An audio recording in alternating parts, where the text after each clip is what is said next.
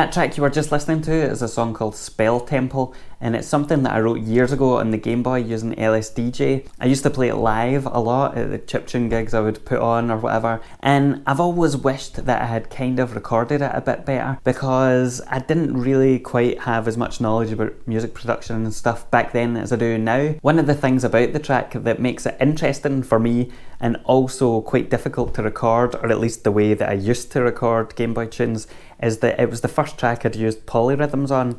So I think there's a bunch of different patterns of different lengths in there that make up the main melody. So tonight I wanted to actually give it a bash and try and re-record it and perhaps bring it up to date a wee bit in terms of what I want it to sound like, or what it could have sounded like maybe. So that's my plan. What I'm going to do is send MIDI notes out from the Game Boy on each of its 4 channels, or sorry, 3 of the 4 channels, and I'm going to send them to different synths, and then I'm going to try and bring it, you know, give it a wee bit more heft and see how that sounds. Specifically, I'm going to use the MicroFreak, the Model D from Behringer, and I'm going to use the Behringer CAT.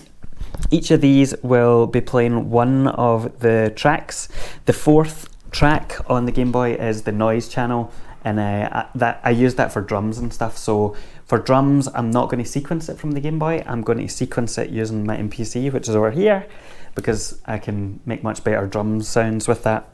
I think what I'll do is just use these for now, although I may or may not end up blending the Game Boy in to try and give it a wee bit of the sound that was there in the first place. The only other thing I should mention is that clocking this to my DAW isn't possible at the same time as sending MIDI notes out from the Game Boy. That's because I'm using an old version of LSDJ. There's only certain versions that allow you to send MIDI notes out, and they don't allow you to sync at the same time as sending notes. So I can't use my normal setup of linking up the multi-clock to the DAW and clocking it that way. The way I'm going to do the individual pieces is I'm just going to stick a metronome on the DAW, hit start, and then let it play, and that way I can then overdub it as many times as I want. I'm basically going to play the blocks of the song live. So yeah, I'm going to do that and see how it goes.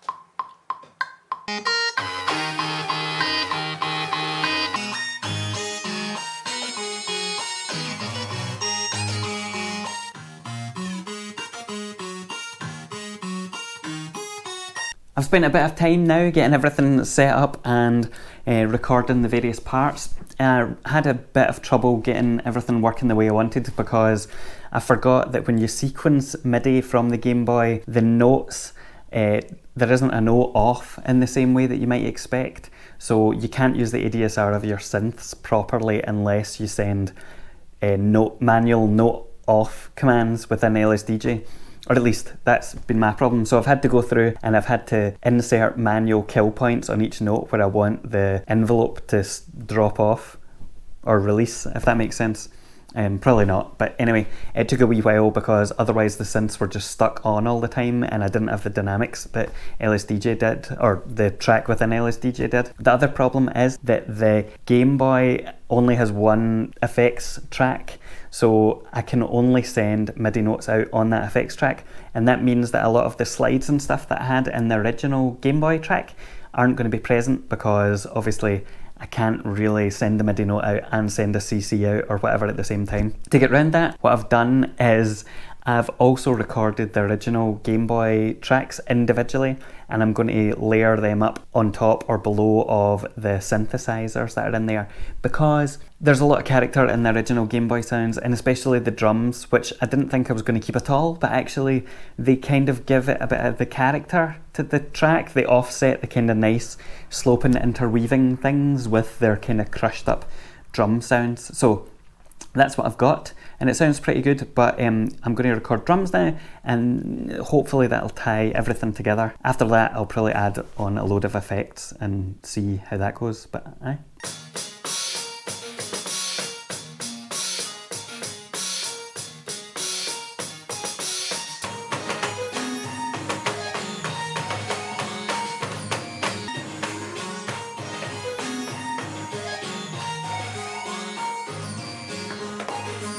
Okay, that's my track done. I've recorded all the different bits. The drums from the MPC make a huge difference. The end result, or the track and the end, sounds a lot closer to the original than I thought it might. It just definitely sounds like a more beefed up version.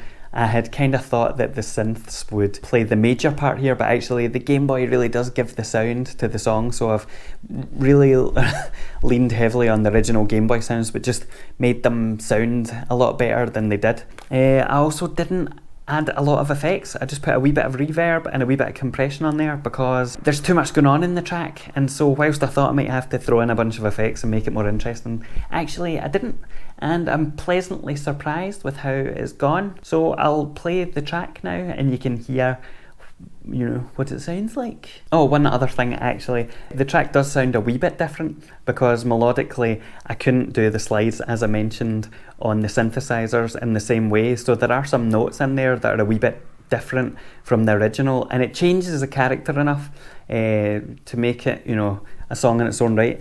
The other thing actually is that the MIDI output of the Game Boy is notoriously kind of glitchy, especially when you're sending out lots of channels at once, and so I did have some weird blips and stuff that came through on the CAT and some other of the synths, and I've just left them in, but I'm fairly happy with how it sounds, and so yeah, here we go.